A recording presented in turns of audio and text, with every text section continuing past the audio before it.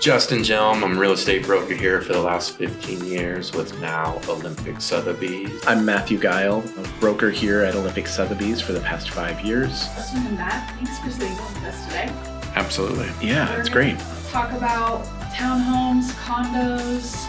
You guys have some exciting projects in the works, but let's start by talking about what do you guys think are the key differences in owning or buying a townhome or condo versus a home? The Olympia, THurston County market has a variety of some townhome options and condominium options, maybe a little fewer than some other areas in the region, but you get the benefit of low maintenance and maybe convenient locations, but you may give up space or privacy of yards or open spaces. Yeah, I mean, as the area grows and becomes more dense, we actually have an urban footprint for living. We're going to see a lot more of these types of living and projects here evolving real soon. The difference between owning a townhome and a condo is kind of what your ownership is, where the condo primarily is the space between the walls. The townhome is the entire exterior roof and ground below. So kind of the definition to understanding what you're taking ownership of, and then what your dues are going towards maintaining as well. Yeah, you'll hear the terms being used lightly amongst each other, and I think it's important to know that both styles have their own tax parcel that you get. You actually receive a deed, a fee simple deed on top of that for each type of property. But yeah, what are the limitations of that ownership? Like Matt said, with a townhome, you own the dirt below you, and to some regards, the airspace above you, where that condo is basically the ground floor, the ceiling, and the walls between you, and you will have shared spaces amongst the other members of that condominium project, where the townhome has no shared or common spaces with it, hence those dues being much lower. But I think that's the biggest thing is understanding your dues and what those dues go towards in terms of the community maintenance. Maybe in a condo, your dues are paying for the roof or for insurance on the entire building. Whereas in the townhome, your dues may be a little bit lower, but your taxes or your insurance may be a little bit higher. When you say dues, you're referring to HOA dues, right? So same like a homeowner would have HOA dues too, but these are just the same thing, just applicable to the building. Yeah, with a townhome or a neighborhood of any sort, yeah, you will have your HOA dues and bylaws that will represent the whole neighborhood as a whole, even though that neighborhood is not shared amongst the owners, where in a condo, you have a lot of times your HOA dues, and then on top of that, your condo bylaws, which will refer more to the building itself than perhaps the neighborhood. What about the purchase process? Does it differ at all from like the purchase of a home? From the purchase standpoint, and starting with the inspection, it's relatively the same. The limitations of your inspection of a condominium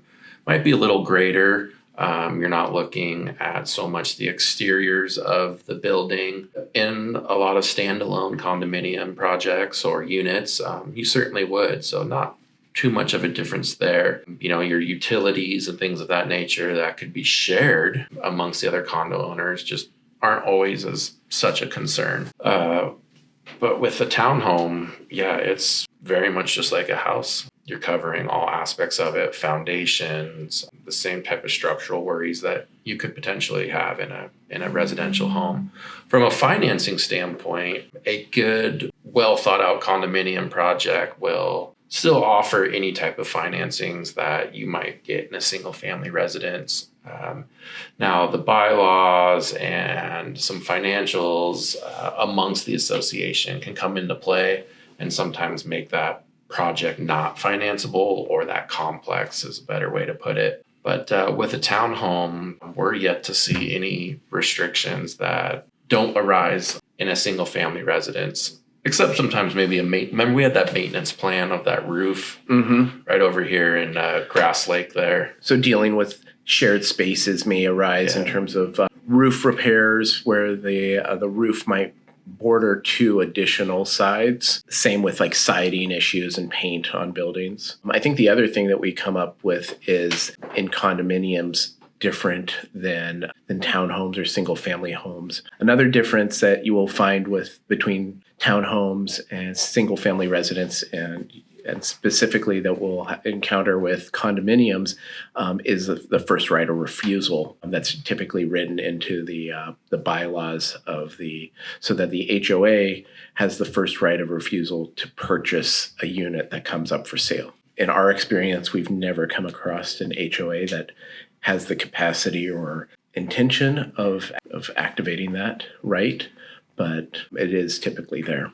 Yeah, it's just one more limitation that can come to the marketability of the property. Typically, it's just a letter stating that they have no intention of buying. Here in THurston County, I feel like we have a pretty significant like single family home market here. We're starting to get some condos and some townhomes, but you guys have worked on quite a few developments of those throughout the county. So talk to us about your role as the real estate brokers and how you kind of help with the development and the building and the conceptualization of these townhome and condo projects with the builder. Yeah, I mean, there's really no playbook or guidelines to what we do or don't do. Every project, especially here in Thurston County, is going to be different. So I think what it really comes down to, and same with the developer, and it's where can we add value, and wherever we can is where we will, with limitations, but very little. So we obviously want to be started or brought in as early as possible, just to share our experiences and our visions and where we need to go or don't go with it.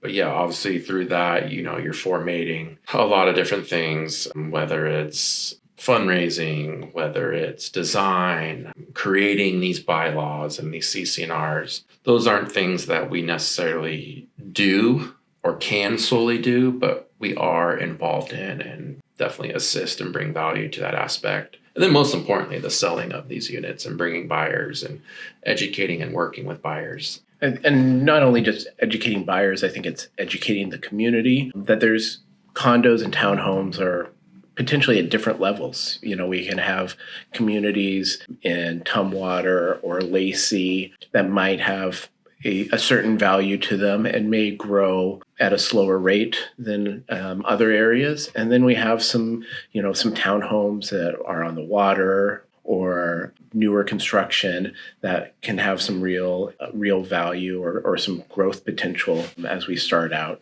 And so it's really utilizing the brand and our experience to show show the area and show growth and show buyers and just the community where the market is headed. Talk to us about some of the ones that you've worked on, like Capitol Lake, Towers. Kind of walk us through that process and how you got involved and all the way to today still selling those units, I imagine. Yeah, so I'm directly familiar with a handful of condominium projects throughout Olympia. There's the East Bay Drive condos, Barnes Lake condos, Capitol Lake Towers I might be the most familiar with. And really it just came to a client who wanted to buy an off-market deal and then sell their unit, and doing a good job for one client and kind of getting known throughout a small community as being hands-on and kind of diligent in the process, to the extent that I've sold maybe 6 units in the Capitol Lake Towers over the last 2 or 3 years. And so it's definitely a unique market, but also, you get to learn a lot about the building and the people and then kind of who the market of buyers is. And so it's been really nice to kind of get their trust in that unit, in those units, and be able to work with a small niche community.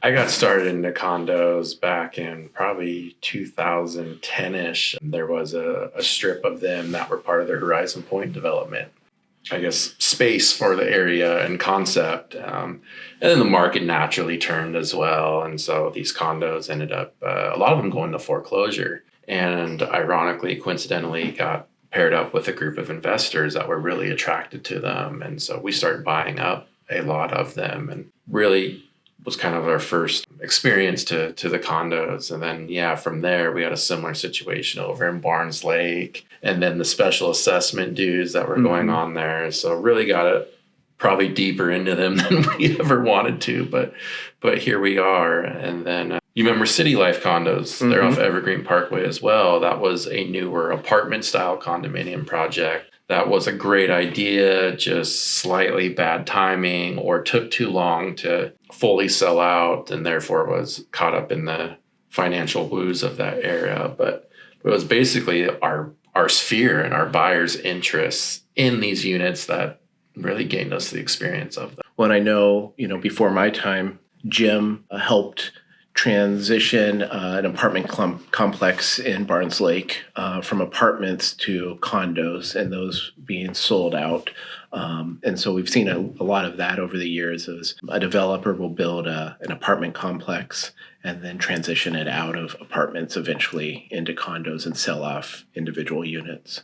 So I know throughout our office, there's a lot of experience at different levels and different degrees in taking these to market. Yeah. You guys have a new project you're working on, C13 Townhomes. Talk to us about that. Where are we at in the process there? What can we expect as THurston County residents with the building?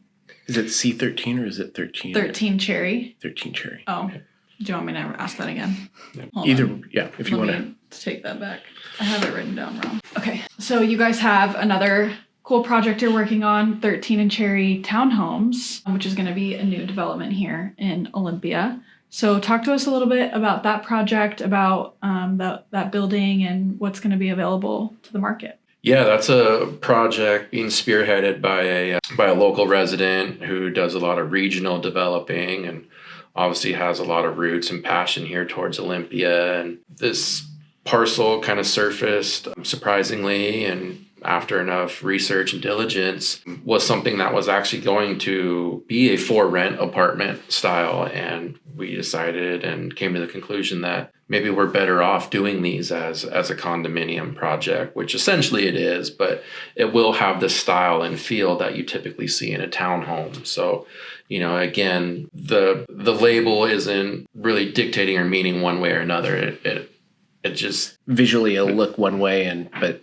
be drawn up as something and appeared else. as another way. But yeah, it is a condominium project. We just broke ground on it. Forms for foundation are in place right now, and we are hoping by September that we'll have our first completed unit. This kind of goes back to us looking at the market, what's currently available, where Olympia is headed in the near future with growth, and finding projects and price points that fit a variety of different people who are looking to Olympia to settle down. I think the biggest thing that we came to with this project was, finishes have to be, kind of top of the line, a convenient layout and convenient location. The location was, picked itself, but then it's really adding, what can the price point be? What can the market bear? And what do people want if they were to buy this? In 2025 here, we have a lot of legislation that's taking place and changing. And what it's doing too is promoting the condominium concept. Without getting too further into it,